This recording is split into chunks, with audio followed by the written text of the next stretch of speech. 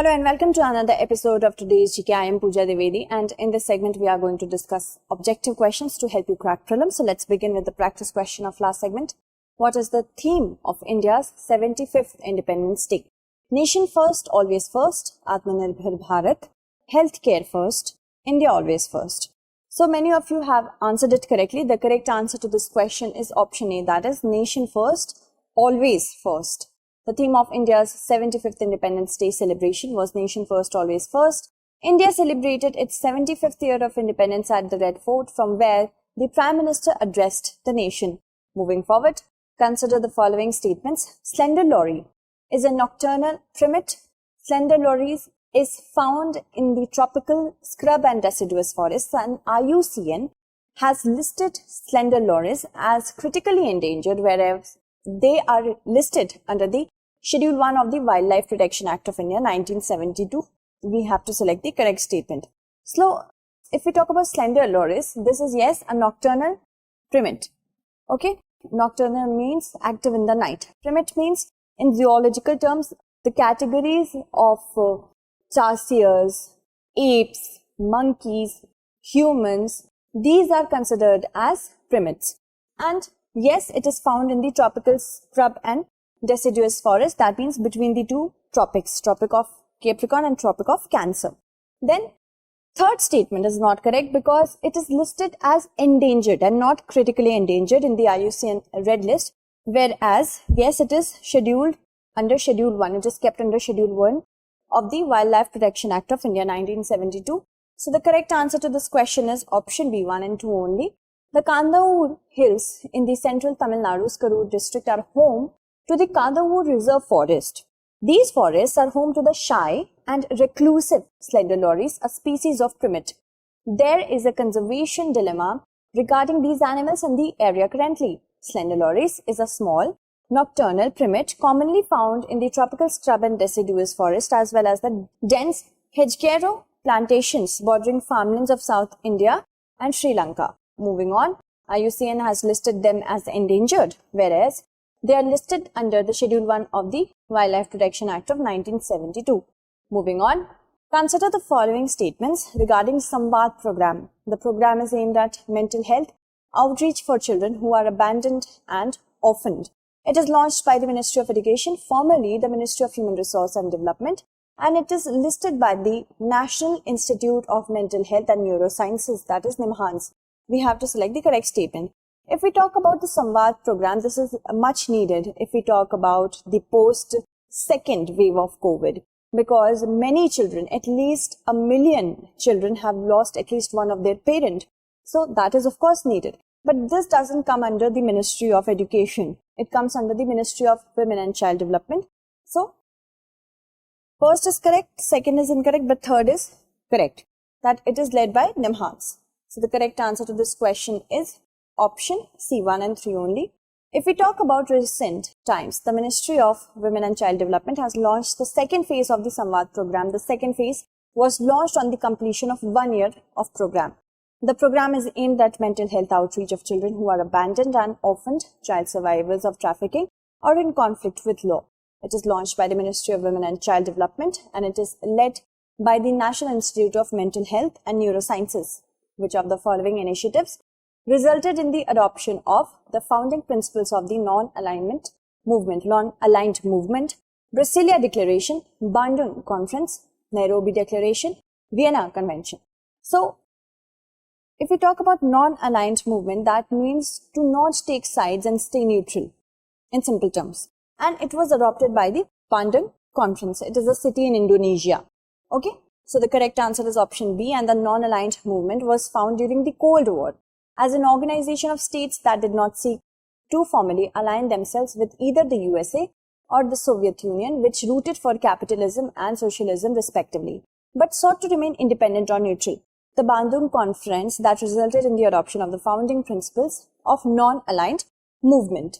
It was held under the leadership of Joseph Broz Tito of Yugoslavia, Gamal Abdel Nasser of Egypt, Jawaharlal Nehru of India, Kwame Nkrumah of Ghana, and Sukarno of Indonesia. Moving on, consider the following statements. Permafrost is any ground that remains completely frozen For at least 10 years straight, the melting of permafrost causes the release of greenhouse gases like carbon dioxide and methane into the atmosphere. We have to select the correct statement. So yes, whenever the permafrost, which has sequestered or absorbed greenhouse gases, whenever it will melt, it is supposed to release that into the atmosphere. That is, it is of utmost importance that it remains intact. So permafrost is any ground that remains completely frozen for 2 years consecutively and not 10 years. So the first statement is incorrect, the second is correct. The correct answer to this question is option B. Recently, scientists have found 2 nearly perfect preserved cave lion cubs in Siberia's permafrost, Russia. Permafrost is any ground that remains completely frozen for at least 2 years straight. As permafrost thaws, microbes begin decomposing this material, and this process releases greenhouse gases like carbon dioxide and methane into the atmosphere. Moving on, consider the following statements. Defense Testing Infrastructure Scheme seeks to boost domestic aerospace manufacturing, and the project under the scheme will be 100% funded by the central government. We have to select the correct statement. Now, this project, Defense Testing Infrastructure Scheme, it will boost the domestic aerospace manufacturing. This is correct.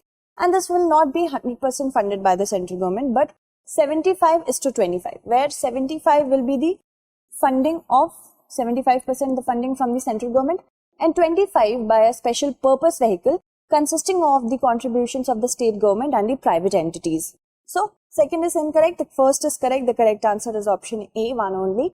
Recently, in order to boost domestic defense and aerospace manufacturing, the Ministry of Defense has launched Defense Testing Manufacturing Scheme with an outlay of Rs 400 crore. The projects under the scheme will be provided with up to 75% government funding in the form of grants and aid, and the remaining 25% of the project cost will have to be borne by special purpose vehicle, constituents of which will be Indian private entities and state governments. Moving on, consider the following statements with respect to blue hydrogen. It constitutes India's bulk production. It is sourced from fossil fuels, and the byproducts are CO and CO2. We have to select the correct statement. Okay, blue hydrogen doesn't constitute the bulk production, but grey hydrogen does. Okay, so it's grey hydrogen. So first statement is incorrect. What is the difference between the two? That yes, in both grey hydrogen and in the production of both grey hydrogen and blue hydrogen, CO and CO2 specifically will be the byproduct. But in blue hydrogen, the carbon dioxide is sequestered. In grey hydrogen, it is not sequestered. It is let into the atmosphere. So we need to keep in mind, blue hydrogen is produced the same way as grey hydrogen.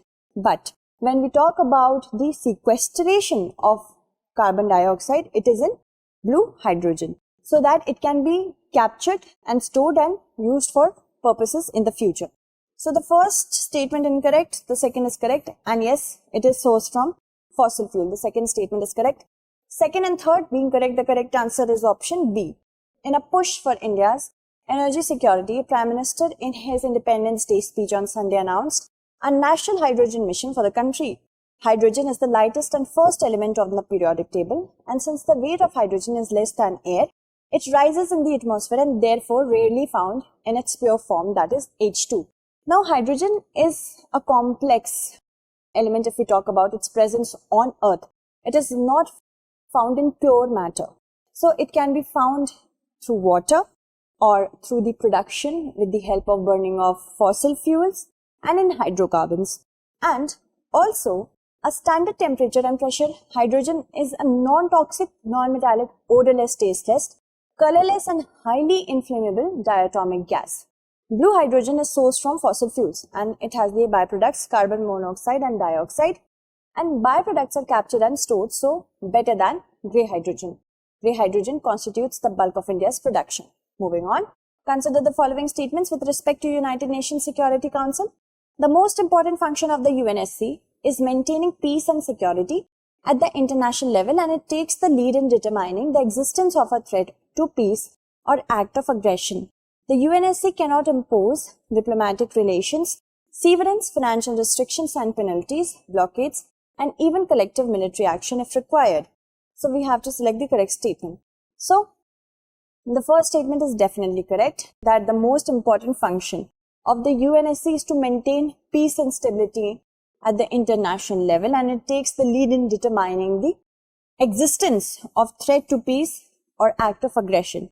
But it can also impose diplomatic relations severance, that means to cut off diplomatic ties, and financial restriction, that is sanction and penalties, plus blockades and even collective military action. UNSC is that powerful. First statement is correct, second is incorrect. The correct answer to this question is option A1 only. The United Nations Security Council has called for an emergency meeting on Monday to discuss the rapidly deteriorating situation in Afghanistan amidst the Taliban occupation. This will be the second meeting on Afghanistan under India's presidency at the UNSC. It was established in 1945, the United Nations Security Council. It is one of the 5 principal organs of UN charged with the maintenance of international peace and security, also accepting new members to the United Nations and approving any changes to the UN Charter. Also very important that it is the only UN body with the authority to issue binding resolution to member states. And it comprises of 15 members, 5 permanent and 10 non-permanent. Moving on, the most important function of the UNSC is maintaining peace and stability and security at the international level. It takes the lead in determining the existence of a threat to peace or act of aggression. The UNSC can also impose diplomatic relations severance, financial restrictions and penalties, blockades and even collective military action if required.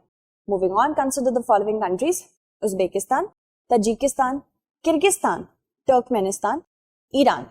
So, which countries mentioned above share a border with Afghanistan? Afghanistan is a country that shares its borders with many countries. So, it is Uzbekistan, yes, Tajikistan also, and also Iran. We also have Turkmenistan which shares its borders with Afghanistan but not Kyrgyzstan. So the correct answer should be 1, 2, 4 and 5. That is option B. Okay, 1, 2, 4 and 5 only. Moving on, the Taliban has announced general amnesty for all Afghanistan government employees and asked them to return to work. Afghanistan, which is a landlocked multi-ethnic country located in the heart of South Central Asia, is bordered by Pakistan and India, to the east and south, to the west by Iran, and to the north by Central Asian states of Turkmenistan, Uzbekistan and Tajikistan. So, bordered by Iran, I am going in the clockwise direction, Turkmenistan, Uzbekistan, Tajikistan, India, Pakistan. Okay, let's move forward and talk about our next question. Consider the following statements with respect to Pradhan Mantri Awas Yojana-urban. The mission covers the entire urban area consisting of statutory towns, notified planning areas, development authorities, special area development authorities. It also includes industrial development authorities or any such authority under state legislation which is entrusted with the functions of urban planning and regulation. We have to select the correct statement. Both these statements are correct. The correct answer is option C, both 1 and 2. In a push for residential housing and infrastructure sectors, the government's Central Sanctioning and Monitoring Committee yesterday approved the construction of 16,488 houses under Pradhan Mantri Awas Yojana-urban. It was launched on 25th of June 2015, which intends to provide housing for all in urban areas by the year 2022 under Ministry of Housing and Urban Affairs. The features address urban housing shortage among the urban poor, including the slum dwellers, by ensuring a pakka house to eligible urban poor. The mission covers the entire urban area consisting of statutory towns, notified planning area, development authorities, special area development authorities, also including industrial development authorities or any such authority under state legislation which is entrusted with the functions of urban planning and regulation. Moving on, consider the following statements with respect to National Gene Bank. The National Gene Bank was notified in 2001 and 2.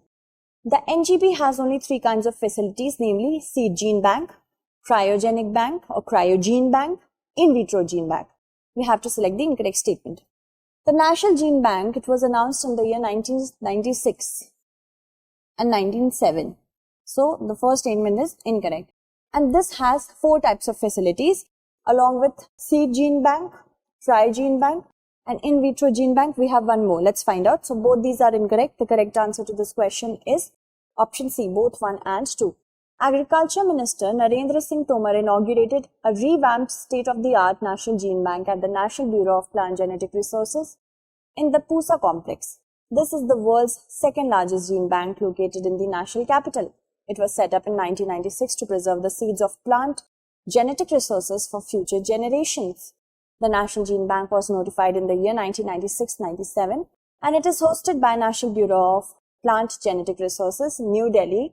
The NGB has 4 kinds of facilities, namely Seed Gene Bank, Cryo Gene Bank, In Vitro Gene Bank and Field Gene Bank to cater to long-term as well as medium-term conservation. Moving on to the practice question.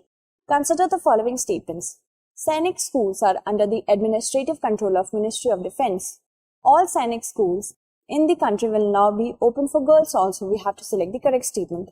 So, I hope you'll be answering it correctly in the comment segment. That's it for today. Tomorrow we shall meet again with another segment. Until then, stay updated and thank you so much for watching.